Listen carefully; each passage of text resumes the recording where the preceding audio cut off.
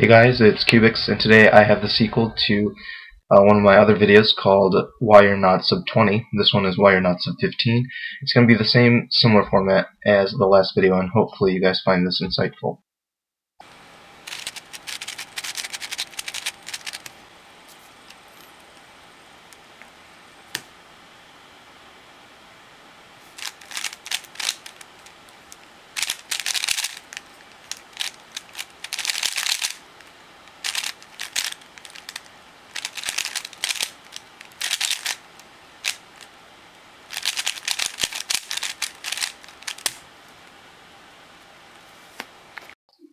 Let's first take a look at some of the things that were done correctly in this solve compared to the last solve.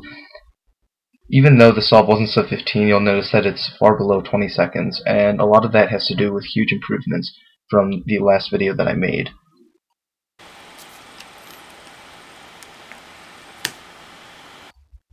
One of the first major improvements in this particular solve is the use of inspection time. The time it took me to look at the 4 pieces for the cross was a lot faster than the last solve. Now, although that's a good thing, that's also one of the things that's inhibiting this solve from being sub-15, which I'll get into a little bit later. The inspection could have been used a little bit more wisely, but this was still really good for planning out the cross. In my last video, I said that all crosses should be done in 8 moves or less. One of the great things about this particular solve is that the cross was done really quickly, and that's something that you always want to keep in mind. A really efficient cross is a really good way to get a head start in the solve.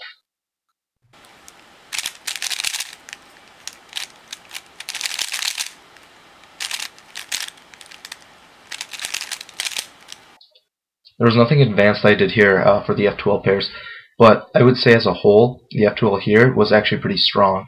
The look ahead wasn't the best that it could have been, but as far as goals for sub-15, the recognition here is more than you need. Just a quick note here, in my last video I was using Tulip OLL. At this point it's really your choice whether or not you want to learn full OLL. It's not needed for sub-15, but it definitely helps you just a little bit if you do take the initiative and learn full OLL.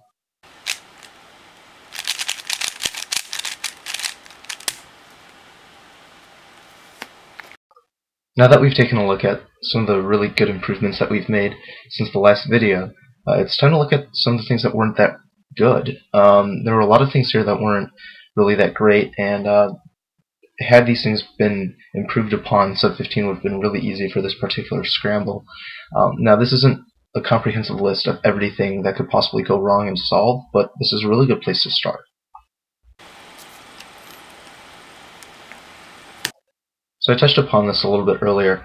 The inspection was really good for the cross here, but since the cross was so easy and there was so much time left, I probably should have looked for the first F12 pair. In this particular solve, the cross F12 transition was horrid. So seeing as I had that much time left, I could have easily found the first F12 pair and planned that out to limit the cross F12 transition time.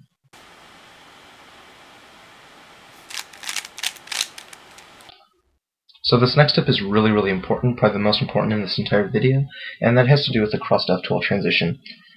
Even in my solves, I haven't really mastered this. If you've seen any of my solves, you know that I sometimes have a huge pause between the cross and F12, the first F12 pair. There are a lot of ways to minimize this, but for this particular solve, I touched upon this a little bit earlier. You really need to use your inspection time to plan out your first F12 pair if you can. Now, in the event that you have a really difficult cross that you're working on, and you just don't have enough time to find your first F12 pair, what you really should do is immediately after the cross, try not to do cube rotations to find pieces. The chances of you finding a good pair that you can use on the top face and the front face is really high. But if you don't see anything viable, then even without doing any cube rotations, just pull out the pieces from the back slots. Just one of the 2 pieces from one of the back slots will do. And just use that to see if you can build your first F12 pair and start working on look ahead.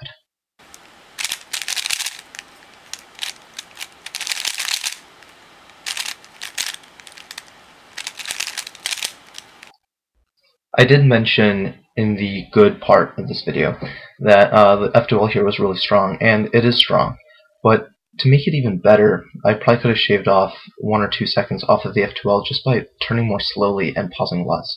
A lot of people think that jerky movements plus pauses looks kinda cool, and I myself used to really like that, but if you want to get a really good time, do slow turning, even for sub-15. Obviously turn a little bit faster than what you did for sub-20, but you don't need anything that's that fast. 4 turns per second to 4.5 turns per second, depending on how good your F12 is, will get you sub-15, provided that you have a good enough cross and last layer. This final tip is also really important. Looking at other solves that people have done, I think a lot of people do use an U primes on their final PLL just to recognize the case that they have. You don't need to do that. In this case, I had an R perm.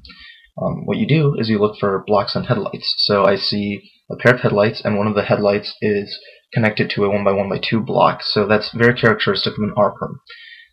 The other thing that you can look at is colors.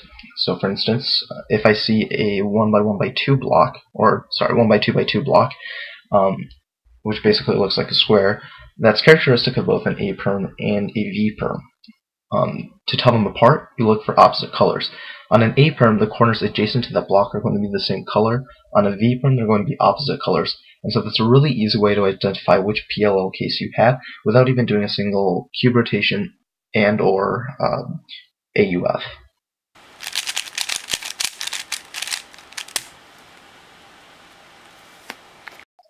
So, just to recap, the first thing you want to do is you're going to want to use your inspection time wisely.